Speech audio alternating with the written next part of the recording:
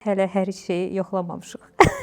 Elə zarafat var da bizdə back office hər şeyi yoxlamayıblar deyə ona görə sakit oturmuşuq. İşdə səhvin olması labüddür. Amma önəmli olan səhvin törətdiyi fəsaddır. Yəni bu səhv bizə hansısa bir itkiyə başa gəlir, nəyə başa gəlir. İkisi də öyrəncəkli olaraq dərk elən. Rahat səhvmi deyə bilirəm, öyrəncəli ola bilərdi oradan. Səmimi mənə baxdı, güldü, deyir ki, bilmirəm. Onu o elə səmimi o bilmirəm sözünü cavabını verib ki, yəni çalışmayıb da nəsə başqa mövzuya yoxsun bu söhbət. Uğur liftlə gəlmir. Liftlə heç vaxt gəlmir. Onu sən gərək pillə-pillə qalxasan. 2-3 pillə də bir dəfəli qalxa bilmirsən. Salam hörmətli izləyicilər. İmza qadın verilişinin növbəti buraxılışı efirdədir. Bu gün biz lider qadınlar haqqında, ümumilikdə rəhbər qadınların əsas xüsusiyyətləri, inkişaf templəri barəsində danışırıq.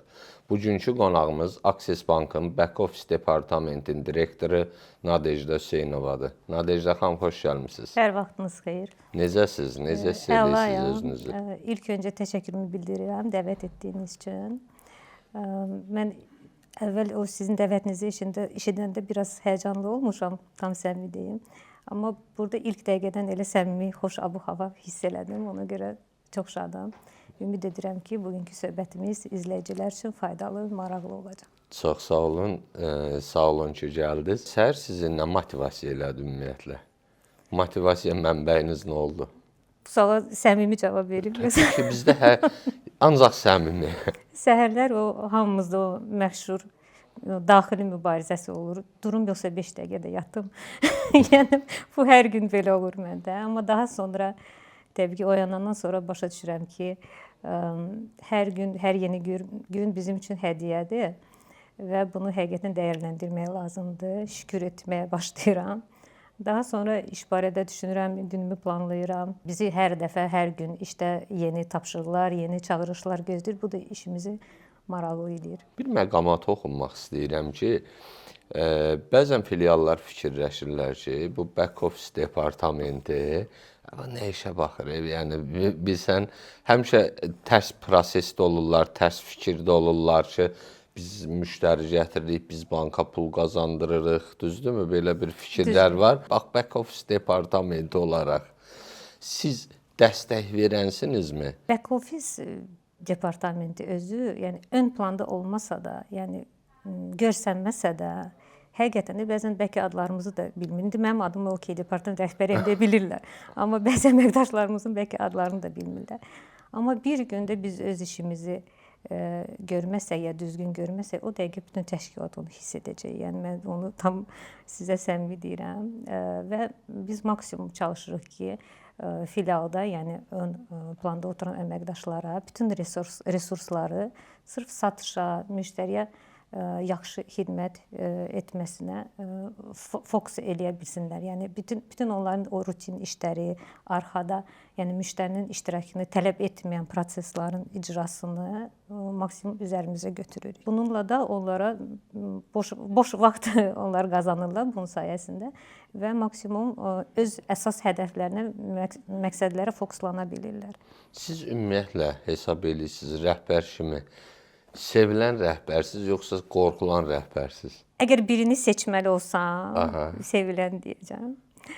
Amma bəzən olur ki, çəkinirlər. Sizə bu fikrimi bildiriblər, yoxsa öz yanınızdan deyirsiniz bu fikirləri? Özüm elə hiss edirəm. Özüm elə hiss edirəm. Çünki həmişə ona üstünlük vermişəm ki, xoş, belə sağlam mühit yaradım komandama. Özümdə çünki başqa bir mühitdə işləyə bilməzdim. Özüm belə görmüşəm və çalışdım ki, həqiqətən öz komandamda və sağ olsunlar, elə yaxşı komanda üzlərim var ki, onlar həm arxamda olur həmişə.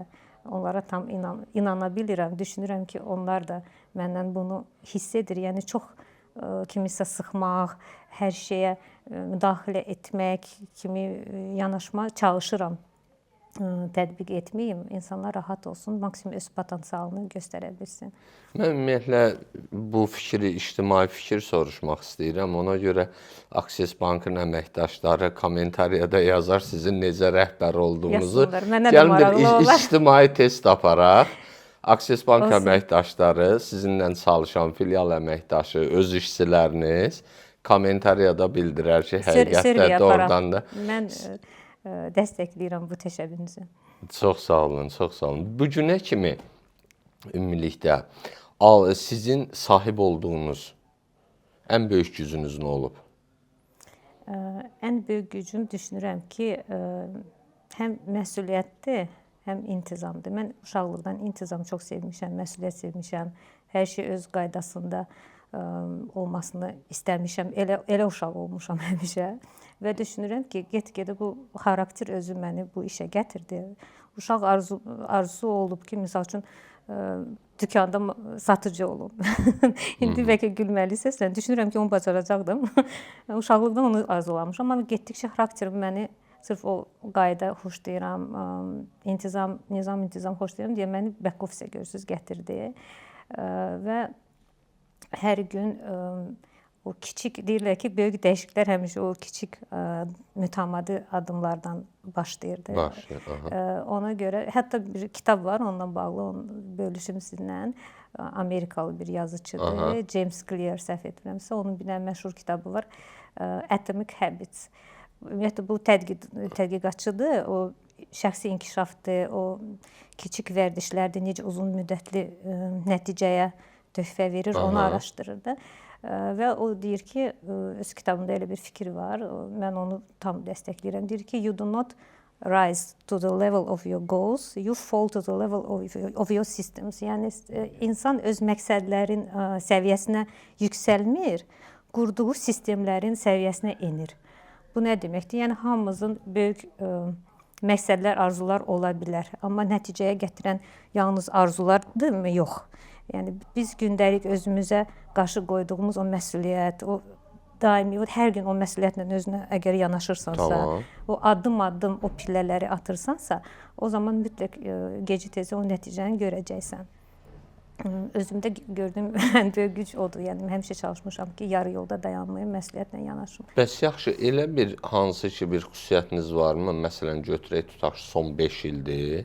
Həmin o xüsusiyyətinizi dəyişməyə çalışmışsınız və dəyişmisiniz. Dəyişmişəm, çalışıram da daha təkmilləşdirim. Maraqlıdır, nə xüsusiyyət sir deyilsə. Sir deyil. Bu həmişə mənim zəif yerim olubdur. O da məsuliyyətdən gələn bir şeydir. Çalışmışam ki, çox iş özüm görüm. Nəyə görə? Onda arxayın olurdum ki, dəqiq düzgün olacaq. Özüm görsəm dəqiq düzgün olacaq. Həm də ki, özüm tez görəcəm də bunu 5 dəqiqə özüm görüm. Kiməsə onu izah eləməyə yarım saat vaxt gedəcək. Sonra ondan sonra təzini də yoxla. Bundan qaynaqlanırdı. Amma başa düşürsən ki, bu yanaşma onda ona gətirib çıxarır ki, sən həyat boyu özün o işi görəcəksən. Yəni, əgər sən belə davam eləsən, özün, onda canın çıxsın, özün gör o işi həmişə. Başa düşdüm ki, yox, delegasiya etmək lazımdır. Yəni, yaxşı rəhbər o deyil ki, hər şey özü görür, hər şey çalışır ki, hamıya göstərsin ki, mən bacarıqlı, mənsiz, yəni, burada alınmayacaq, mənsiz iş getməyəcək. Yox, yaxşı rəhbər odur ki, düzgün insanları seçə bilir, onları zamanla inkişaf etdirir, onlara güvənir. İlk öncə ona toxunduq. Elə bir hava, elə bir şərait yaradır ki, onlar özləri müstəqil qərarları verə bilsinlər. Sabahları sən işdə olmasan da, məzuniyyətdə, ümumiyyətlə, ezamiyyətdə harada olursan o, görəcəksən ki, iş özü gedir. Yəni, hamı məsuliyyətlə yanaşır, tapşırıqları sonacan çatdırır. Deməli, nəticə etibarilə delegasiya etmək lazımdır. Nəticə etibarilə yaxşı rəhbər çox işləyən deyil, hiss olunmayan, işdə hiss olunmayan. İşlətməyi bacarandır. Bəli. Bax, ümumiyyətlə, uşaqlara tərbiyə aşılamağımızda da bir səhvlər var. Yəni, səhvlər deməyək də, səhv deməyim, yanaşma yanlışlığı deyək də, yanaşmamızda bəlkə yanlışlıq var. Niyə? Biz uşağa təqlin eləyirik ki, ay uşaq, yaxşı oxu, yaxşı çalış, get, yaxşı bir yerdə işlə, yaxşı maaş al. Yəni, biz bunun psixologiyasına kiməsə işləməyi təqlin eləyirik. Bunun psixologiyasına yeridirik ki, sən sabah kimlərəsə işləməlisən. Sən bu oxuyassan, çalışassan və kiməsə işləyəsən. Həyat fəlsəfəsində bunun beyninə yeridirik. O deyir, kasıblarla varlıların tərbiyəsinin arasında fərqi olur da. Bu kasıb bu cür təqlin eləyir ki, hə, oxu, get, nə bilim, bunlara belə sabah yaxşı yerdə işlə, yaxşı əmək haqqı al və s. Amma eyni zamanda O deyir, yaxşı biznesmenlər, yaxşı varlılar uşağa tərbiyə verəndə isə tərs prosesi olaraq bunlar da deyir oxu. Bunlar da oxumağı aşılayır. Deyir, oxu, amma ona görə sənə savad lazımdır ki, başqasına işləməyə görə yox, başqasını necə işlədib, onun əməyindən pul qazanmağa görə savad lazımdır. Çox Yəni- gözəl fəlsəfədir, razıyam. Yəni biz həqiqətdə bir fikirləşirsən ki, mən çox nadir Azərbaycanda bir həqiqətdə bir problemə gəldik, dayandıq ki, çox nadir insanlar görürük ki, uşağı orta məktəbdə oxuyanda oxumağı ancaq bax yaxşı universitetdə işləsən, filan universiteti qutarsan, filan yerdə işə düzələrsən fəlsəfəsindən böyüdürük. Çox nadir valideyn mən görmüşəm ki, hətta demək olar ki, görməmişəm ki, uşağı tərbiyə eləsin ki, oxumağı aşılasın ki, bax sən oxu, özünə yaxşı biznes qur. Yəni təhsil buna görə sənə vacibdir. O biznesi biznes kimi idarə edib işlətmək üçün savad sənə lazımdır. Ona görə ali təhsilli olmaq lazımdır. Mən bunun təbliğatını görməmişəm açığı. Biz bunu uşaqlıqdan özümüz görmədik ki, açıqdır öz valideynlərimizlə bu yanaşmanı. Dediyiniz kimi bizə nə fikir yeridi bilər, çoxumuz yəqin ki, elə davam edirik. Amma indi o qədər, ümumiyyətlə, internetdə hər yerdə o qədər bu barədə danışırlar. Yəni, valideynlər onu bugünkü gündə oxusa, biraz başqa bucaqdan buna Yanaşmanı baxsa, dəyişsə. bəli, məncə onlar biraz restart eləyə bilərlər öz beyinlərini və uşaqlara sadəcə bunu erkən yaşlardan, ya uşaqlıqdan onu göstərmək lazımdır. Misal üçün, uşaqla belə oyuna da çevirmək olar da. Uşağa elə öz pulunu qazanmaq, şəraitini yaratmaq olar. Tutaq ki, bir var o onun gündəlik öz vəzifələrini eləyir, hansı ki, zaten eləmədi. Bir də var, artıq nəsə, tutaq ki, anaya kömək elə filan şey eləməyə. Buna görə də atası uşağa tutaq ki, 5-10 manat verə bilər. O başa düşəcək ki, mən ekstra bir nəsə işi görəndə, şəxsi bir nəsə pul qazana bilərəm və o pulu müəyyən bir hədəf, məqsəd özünə qoya bilər ki, velosiped almaq istəyirəm, tutaq ki, kopilkaya qoysun, yığsın, yavaş-yavaş. Onda da o interes, o maraq yaransın ki, mən uşaqlıqdan açığı elə olmuşum. Xoş dedim, həmişə öz pulum olsun. Ona görə hər şey əl atırdım ki, necəsə pul qazanım, mənim xoşuma gəlirdi. Aydındır, təşəkkür. Bax, bu bir də eyni zamanda bu məsələ ilə bağlı bir misal çəkim. Yaxşı rəhbərlər yaxşı işi təşkil eləyəndir. Özü oturub işləyən deyil, gecə saat 10-a kimi işdə qalıb, 11-ə kimi işdə qalım, bunu özüm işçinin yerinə işləyim, öz əlimdən çıxsın. Bu xəstəliklər aslında mənim özümdə də olub da. Yəni bir növ güvənsizlik olub ki, yox, bunu mənim özüm kimi heç kim eləyə bilməyəsidir. Belə problemlər yaşamışıq açığı. Yəni mənim özüm də yaşamışam, etiraf eləmək lazımdır. Mən də etiraf edirəm. Amma bir gün bir şirkətin rəhbəri bu hər gün saat 11-də 12-də işə gəlirdi, 4-də 5-də gedirdi və s. Şirkətin illik planı 120-130% icra olunurdu da. Yəni ən az düşəndə planın üstündə. Nə qədər plan sərtləşdirdilər, icra olunurdu. Satış, istehsal satış aid idi. İstehsal eləyirdi, satırdı və s. Qəlbi qaraların bir beynində fikir yaranır ki, bu havayı maşallah, o iş öz-özünə gedir. Bax, saat 12-də yellənə gəlir, 4-də 5-də yellənə gedir və bu plan da verilir. Yəni bunsuz bu gedəsidir də onsuz da. Yəni buna nə ehtiyac var? Götürüb onu çıxardırlar ki, bu boyutda CEO kimi də maaş alır da havaydan. Yəni bu boyutda maaş verməyə ehtiyac yoxdur. Və bu çıxandan sonra şirkətin satışları kəskin zəifləyir. Yəni nəinki plan gəlir 50-60% civarına, yarıya yarı düşür. Həm istehsalda problem yaranır, həm satışlarda problem yaranır və s. Və əslində səbəb axtarır, tapırlar ki, səbəb nə imiş də? Səbəb bunun güclü liderlik qabiliyyətindəymiş, idarə etmə qabiliyyətindəymiş, menecment. Bu dəyirman boşuna dönmür. Dəyirmanı döndərən var. Prost kim döndərən tərəf görünmür əslində. Əslində güc bununlaymış.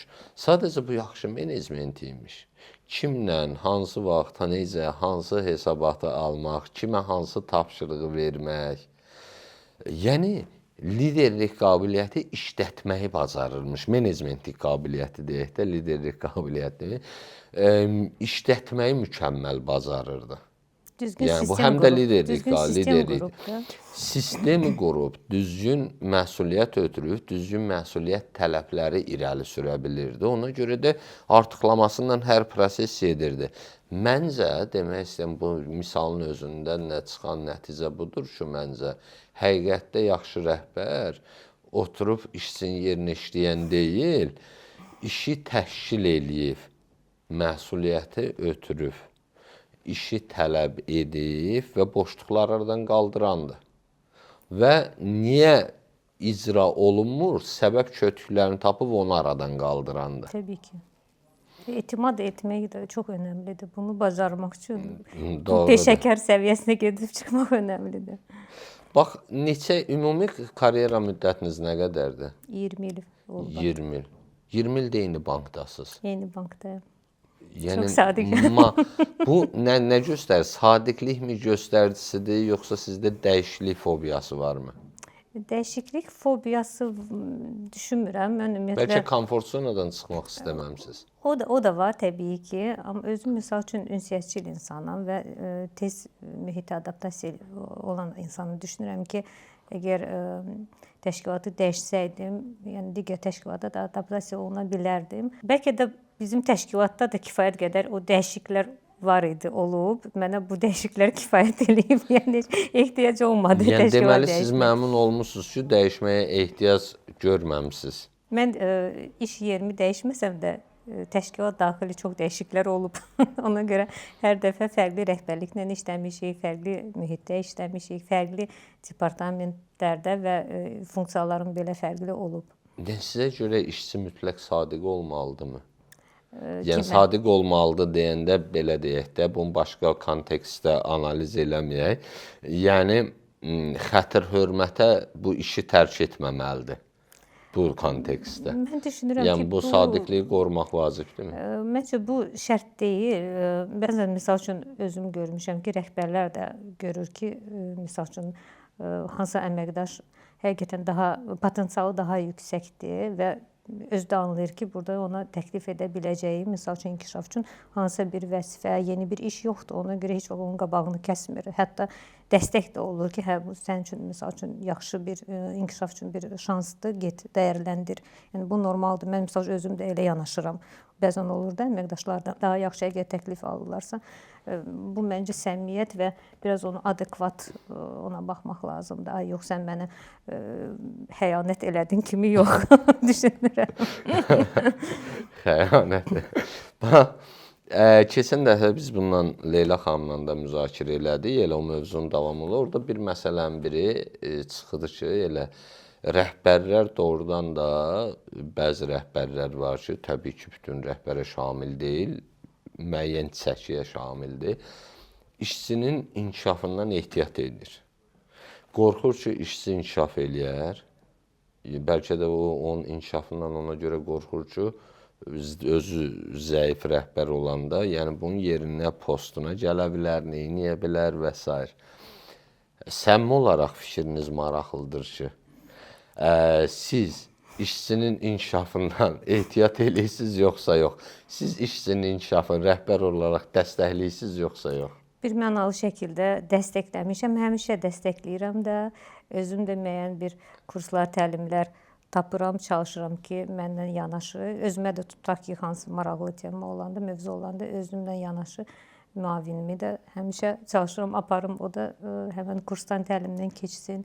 Çünki bir-birimizə dəstək etməliyik. Yəni rəhbər özü tək başına hansı bir uğura çata bilmir də. Onun arxasında ona dəstək verən, o bayaq dediyimiz o mövzu, etimad edə bildiyin kimsə olmalıdır axı.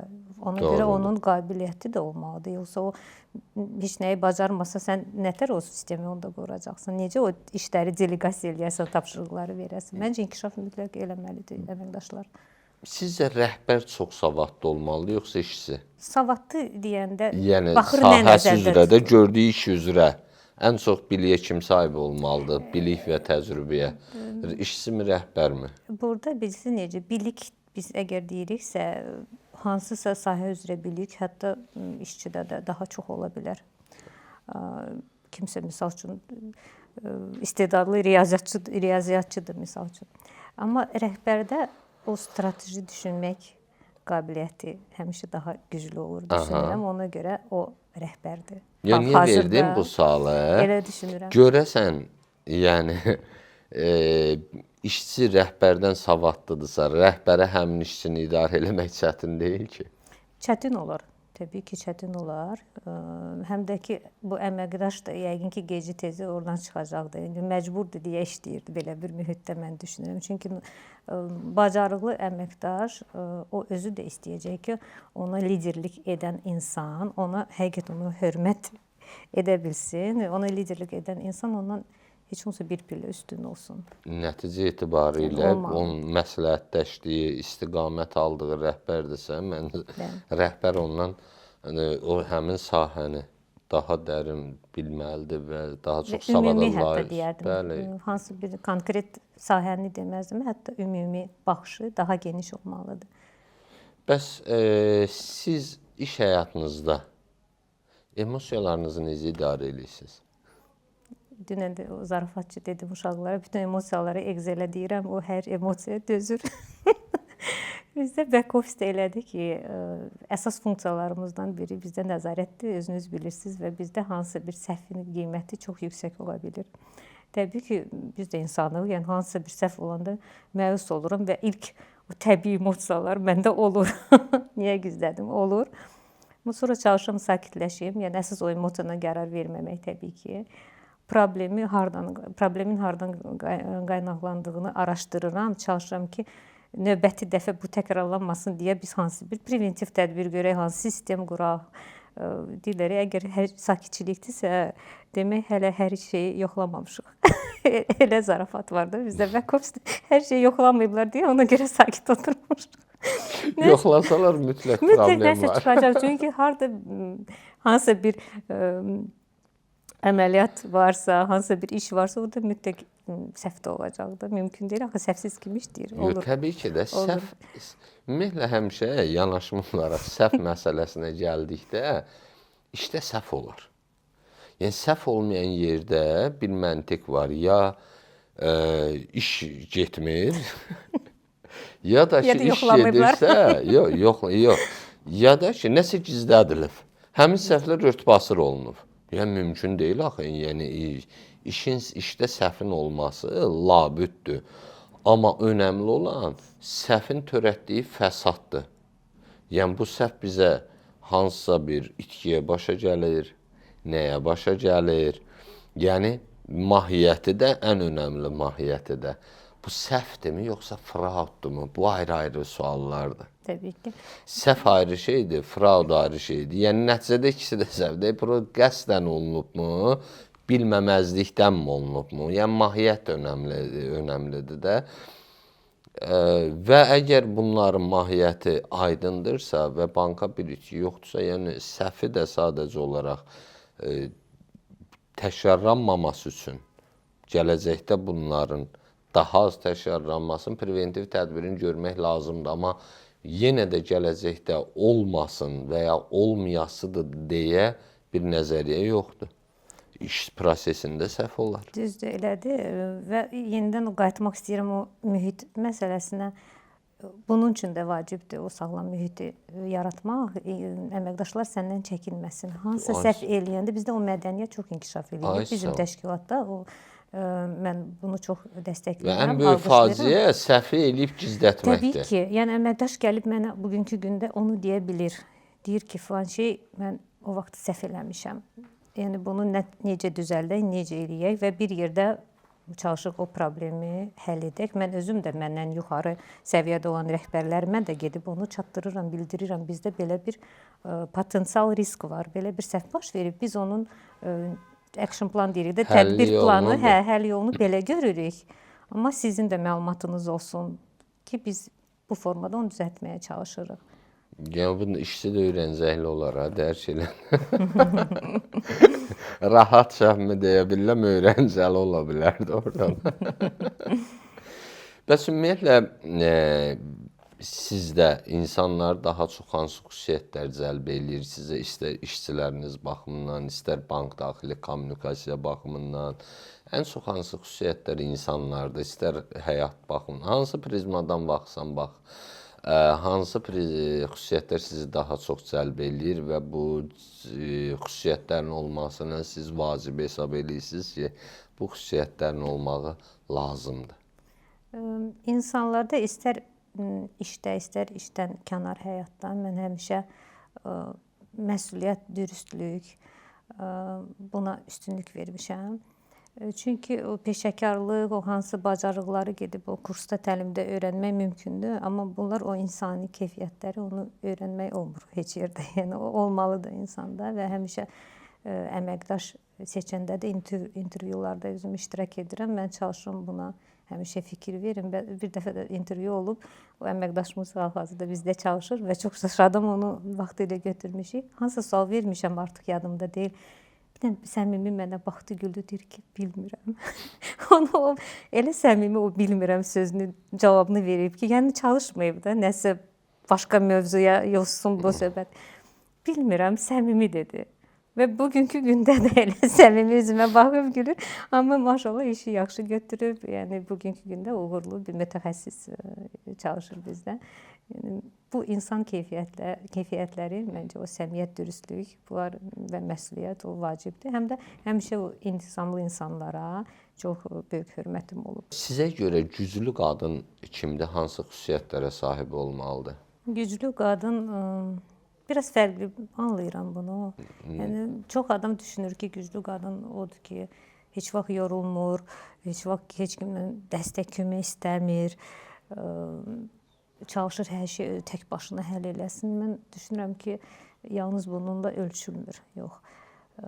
Güclü qadın, mənim üçün güc başqa şeydədir. Məsələn, tutaq ki, hansı bir çətin vəziyyətdə sən sakit qala bilirsənsə, təşvişə düşmürsənsə, məsuliyyətdən qaçmırsan, qərar verə bilirsən, amma lazım gələndə səhv qərar verəndə, yəni bəli mən bunu səhv etmişəm deməyə bacarırsan.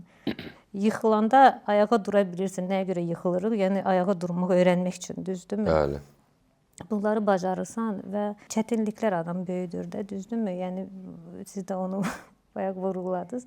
Nə qədər çətinliklər biz yaşasaq, o qədər də xarakterimiz möhkəm olur. Güc bunda görürəm. İnsanı qınamaq, misal üçün, ay mən sənə vaxtında filan şey demişəm, mənə qulaq asmamsan, indi ona görə bu vəziyyətdəsin. Bu kimi sözləri demək rahatdır, amma həqiqətən kiminsə yanında çətin vəziyyətdə olmaq, ona dəstək vermək bu güc tələb eləyir. Yəni güc bunda görürəm. Və nəhayət ki, hansı vəzifədə olmasından asılı olmayaraq, əgər sən yenə də səmimi, sadə insan qala bilirsənsə, o insani keyfiyyətlərini qoruyub saxlaya bilirsənsə, bu sən güclü qadınsın düşünürəm. Bəs ümumiyyətlə bu güclü qadın kimi, bir rəhbər kimi həyatınızda yəqin ki, elə bir şəxslər olub ki, sizə məsləhətlər verir. Büyünə kimi aldığınız ən dəyərli məsləhət nə olub? Məsləhətlərə gələndə bir cümlə var ki, həmişə mənimlədir. Deyir ki, əgər hansı şeyə təsir edə bilirsənsə, ona enerjini sərf et. Qalanlara görə özünü yorma. Yəni biz başa düşməliyik ki, yəni hər vəziyyəti biz dəyişə bilmərik də mümkün deyil. Amma ona necə reaksiya verəcəyimiz tamamilə öz əlimizdədir. Və bu yanaşma həqiqətən çox kömək edir mənə həm işdə, həm işdən kənar həyatda. Mən bir gün hazırlıqdan çıxırdım. Yəni doğrudan da elə məsləhət var ki, gəlib bu yaşa çatmışam. Hələ də o məsləhəti bir ağsaqqal idi. Məsləhət vermişdim. Mən nəsə hazırlıqdan çıxıb gəldiyim yerdə tutdu məni, belə çəliklə dedi. Dedi, görürəm cavan oğlansan, sağ bir dənə məsləhət verim, amma bunu heç vaxtda yaddan çıxartma. Dedim, buyur da, mən getdiyim yerdə yolumu kəsdi, bir qoca babaydı. Dedi, özünə dost seçəndə 7 dəfə yoxla. 3-cüdə, 4-cüdə əmin olarsan, amma olma. Bunu 7 dəfə mütləq yoxla. 7-sindən də üzü ağ çıxsa ondan sonra dostumdur deyə qərar verdi. Doğrudan da məsləhət olaraq, hələ də yadımdadır da, yəni təsadüfən yoldan getdiyim yerdə yolumu kəsdi, məsləhət verir, çıxdı, getdi. Hazırlıqdan çıxırdım, 11-ci sinifdə oxuyurdum onda. Həqiqətdə gəldim universitetdə və s. adam çox deyirdi, nə bilim, kimlə oturur, durur, elə fikirləşir, dostumdur. Amma o boyda əhatədən əsl dostlar nadir seçilmək, o məsləhət həyatda o qədər böyük təsir olub ki, mənə həqiqətdə o ikinci filtrdən dələnən olub, beşinci filtrdən dələnən olub, dost deyə bilməmsən həqiqətdə. Bəzən demək istəyirəm ki, bu həyat təcrübəsindən nədən bir rəhbər olaraq bizim də verdiyimiz təcrübədə yaşamışıq, görmüşük və s. və yaxud da yaşayıblar, bizə məsləhət veriblər. Bu insanların həyatında təsirləri böyükdür. Düzdür. Təsirləri çox böyük olur. Amma doğru məsləhət. Biri var məsləhət verənlər, biri də var qulp qoyanlar. Mən həmişə deyirəm də, yəni bir insanlar, yəni bir şəxs bir sahənin mütəxəssisidirsə, inandırıram sizi, mən özüm həmin o şəxsin saatlarla oturub məsləhətinə qulaq asmağa ikəlli hazıram da yox, yəni hətta xahiş eləyərəm, minnət eləyərəm ki, gəl vaxtını ayır mənə məsləhət ver. Məsləhət verəndə sahənin mütəxəssisi verməlidir bir. Ümumi həyat təcrübəsini həyatı yaşamış adam verməlidir ki, məndən böyük verməlidir. Hansı yolları keçib, yəni insan o yaşa gəlməlidir ki, bunu yaşamağı mütləq vacibdir ki, bu periodu yaşayıb, oradakı əyri yolu, eniş yolu, düz yolu, qalxışı o mənə deyə bilər. Yəni ona görə də məsləhət məsələləri biraz bizdə kontekstdən çıxıb, niyə çıxıb? Birinci başı çıxdı, çıxmadı, hamı məsləhət vermək istəyir. Hamı məsləhət vermək rahat məsələdir. Yəni çox az insan adam qalıb ki, çox az insanların belə deyək də, hər insan ətrafında bu cür insan azdır ki, əsl həqiqətdə insanların, yəni düzəlmək məqsədi ilə, onun həyatda yaxşılığı məqsədi ilə ona məsləhət vermək istəyir. Yəni çoxsu məntiqinə baxsan ki, əslində bunun məsləhət adından verdiyi qulp qoymadır. Başı çıxdı, çıxmadı. Hətta hər şeydə var da, indi yekunlaşdırıb, biri tutaq ki də, məsəl üçün. Sən bir özünə bir maşın al, tutaq ki BMW al. Biri gələcək ki, BMW nə maşındır? Misal üçün də. Şəkildə elədi. Düzdür?